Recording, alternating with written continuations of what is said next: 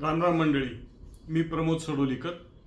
गावगाड्याच्या गोष्टींचा 31वा भाग आपण सहभागावरती बोलतोय. आणि कालच्या भागात आपण असं म्हटलं की शासकीय योजनांमध्ये सहभाग का मिळत नाही. त्याची अनेक कारणं असतात. एकेका कारणाची चर्चा आपण करणार आहोत. येते 1-2 भाग. आज त्यातला पहिला भाग आहे. पूर्वापार जी शासकीय कार्यप्रणाली होती ती अशी होती की कुठेतरी मुंबई दिल्लीला योजना ठरायच्या आणि मग त्या गाव पातळीवर राबवल्या जायच्या. हे म्हणजे तयार कपड्याच्या दुकानातनं शर्ट आणण्यासारखं होतं. टेलरनी शिवलेला शर्ट आणि तयार कपड्याच्या दुकानातनं आणलेला शर्ट यांच्यामध्ये फिटिंगला फरक पडतोच. तर अशा ज्या वर्ण आलेल्या योजना होत्या त्या गावाला फिट बसायच्या, कधी फिट नाही बसायच्या, त्यामुळे गावाचा निरुत्साह असायचा. दुसरा भाग असा होता की वर्ण मुंबईहून जर योजना आली, तालुक्याला आली, तालुक्यातनं गावांना वाटली गेली आणि मग गावाची गरज पिण्याच्या पाण्याची आहे, पण गावाला योजना मिळाली सांडपाण्याची, गटार योजना. अशाही तफावती कधी कधी घडलेल्या आहेत. आणखीन तिसरा भाग आहे की याबाबतचे जे निर्णय घेतले जायचे त्यामध्ये गावचा सहभाग फार कमी असायचा. तहसील लेवलवरनं ठरलं जायचं, कुठल्या तरी कंत्राटदाराला काम दिलं जायचं, त्याची मोजमाप कंत्राटदाराला आधीच सांगितलेली असायची, त्याप्रमाणे तो गावात यायचा आणि गावात येऊन ते जे काही योजनेचा आराखडा असेल तो काम पूर्ण करून जायचा. त्यामुळे गावाला काय ठरलं माहीत नाही, कसं करायचं माहीत नाही, कोण करणार माहीत नाही. एका अर्थी गावाला दुर्लक्षून अशा पद्धतीची ही कामं होत गेली.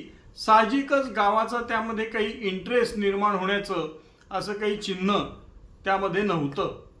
थोडक्यामध्ये काय आहे, हा जो सगळा प्रकार होता ग्रामीण विकासाच्या योजनांचा, दिल्लीकडनं मुंबईकडे, मुंबईकडनं जिल्ह्याकडे, जिल्ह्याकडनं तालुक्याकडे, तालुक्याकडनं गावाकडे, या सगळ्या प्रकारामध्ये कुठेतरी लवचिकतेचा अभाव होता.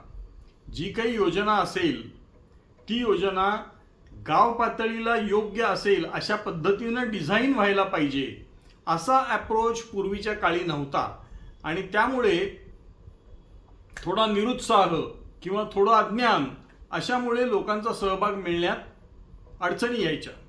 कालांतराने शासनाच्याही या गोष्टी लक्षात आल्या आणि मग शासनानंही वरून खाली अशा पद्धतीचं नियोजन न करता खालून वर अशा पद्धतीचं नियोजन स्वीकारलं. हा शासकीय योजनांच्या इतिहासातला पुढचा टप्पा आहे. आणि तिथे मग शासनाने सुद्धा लोकसहभाग ही संकल्पना आत्मसात केली, तिचा आग्रह धरला. शासनाच्या कामात लोकांचा सहभाग असं कुठेतरी शासन स्वतःहून मांडायला लागलं. आता शासनाने जेव्हा सहभागाचा मार्ग स्वीकारला तरी सुद्धा लोकांचा सहभाग मिळत नव्हता. मग हे असं का होत होतं? पहिला जो काही एक आपण म्हणूयात की गावच्या लोकांना दुर्लक्षून केलेला जो नियोजनाचा प्रकार होता तो एक प्रकार होता. पण शासनाने नंतर गावाच्या लोकांकडनंही नियोजन करून घेऊन योजना करायला सुरुवात केली, तेव्हाही सहभाग प्रत्येक ठिकाणी मिळाला असं नाही झालं. म्हणजे आपल्याला उदाहरण देतो की DPR तयार करणं, गाव पातळीवरचे वेगवेगळे आराखडे तयार करणं, अशा प्रकारच्या पद्धती शासनाने गेल्या काही वर्षांमध्ये सुरू केल्या की जे काही ठरायचं आहे ते गावामध्ये ठरवू देत, त्याला मग वर्ण आपण मान्यता देऊ अशा पद्धतीनं की जेणेकरून गावाची जी नेमकी गरज आहे ती ओळखली जाईल आणि गरजेवर आधारित असं विकासाचं काम उभं राहील.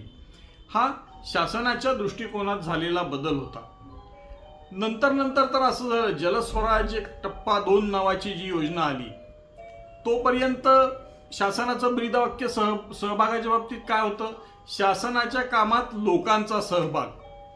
जलस्वराज्य टप्पा 2 मध्ये शासनानं हेही वाक्य बदललं आणि त्यांनी असं म्हटलं की लोकांच्या कामात शासनाचा सहभाग. म्हणजे इतके दिवस विकासाच्या कामात शासन हा मोठा पार्टनर आणि गावचे लोक हे छोटे पार्टनर असं कुठेतरी जे काही होतं ते या जलस्वराज्य टप्पा 2 नंतर असं झालं की गावचे लोक, गावचा विकास ते करणारे गावची बॉडी ही मोठा पार्टनर आणि शासन जणू त्याला आधार देतंय, शासन हा छोटा पार्टनर, अशा पद्धतीची एक भावना लोकांमध्ये निर्माण व्हावी या दृष्टीनं या सहभागाविषयीच्या धोरणात शासनाने सुद्धा वेळोवेळी बदल केलेले आहेत। शासनाचा उद्देश हाच राहिलेला आहे की काहीही करून आम्हाला लोकांचा सहभाग मिळवायचा आहे आणि त्या दृष्टीनं मग कधी हे धोरणांमधले बदल, दृष्टिकोनांमधले बदल शासन वेळोवेळी करत आलेलं आहे।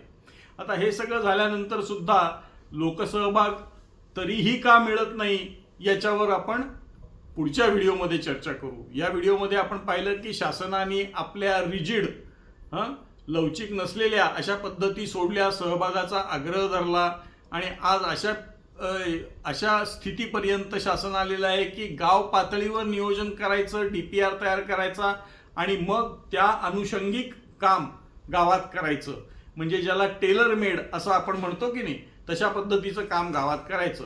त्यामुळे शासनाने बरीचशी लवचिकता दाखवली आहे, धोरणं बदललेली आहेत। आता आपल्याला पुढच्या भागात बघायचं आहे की अशी धोरणं बदलून सुद्धा लोकसहभाग मिळाला का।